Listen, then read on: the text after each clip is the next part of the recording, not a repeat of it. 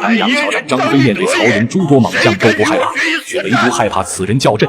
如果此人被曹操派出，张飞将不知如何应对，拖的时间长了，他的一兵之计也必将败露。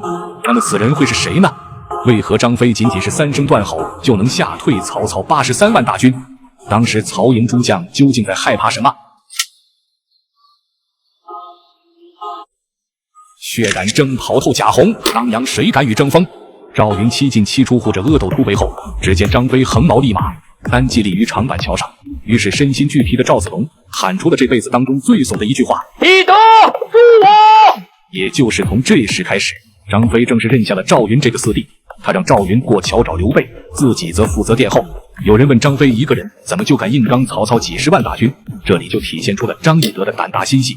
他让军士在长板桥后面跑马，并扬起漫天尘土，以作大量伏兵之态势。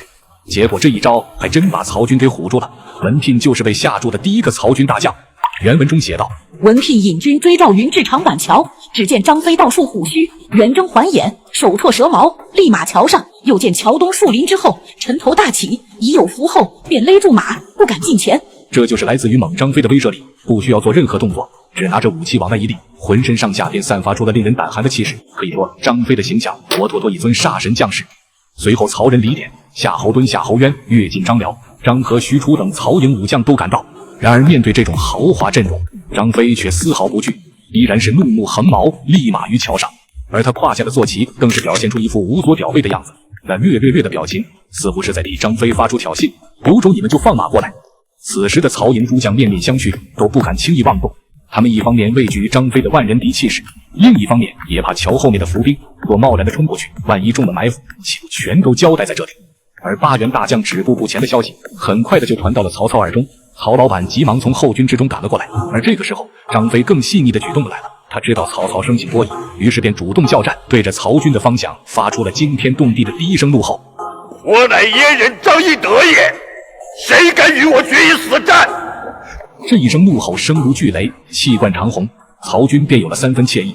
曹操听到燕人张翼德的名字，才猛然想起关云长对自己说过的一句话：关云长曾言，张翼德于100万军中取上将之首，不探囊取物。正是关羽的这一句评价，使曹操对张飞的勇猛早就有了心理阴影。探囊取物这4个字的分量，曹操掂量得清清楚楚。当年关羽是怎么斩颜良的，他可是亲眼看到的。本来关羽就已经更让人胆寒了，没想到又来了一个张翼德，比他更加凶残。而正当曹操惊魂未定之时，张飞发出了第2声咆哮：燕人张翼德在此，谁敢来决一死战？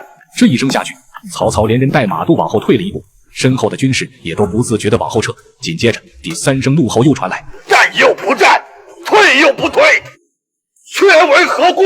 这一嗓子杀伤力十足，自带物理刺穿功能。曹操身边一个叫夏侯杰的将领突然肝胆俱裂，发出一声惨叫，从马背上直挺挺地摔了下去，当场毙命。曹操见状大惊失色，脑子里一片空白，随即拨转马头，第一个带头就跑。而主帅一跑，军心瞬间涣散，诸军众将也都跟着一起跑路。原文中写道：一时弃枪落盔者，无计其数，人如潮涌，马似山崩，自相践踏。吓退曹军后，张飞命人拆了长板桥，从容退去。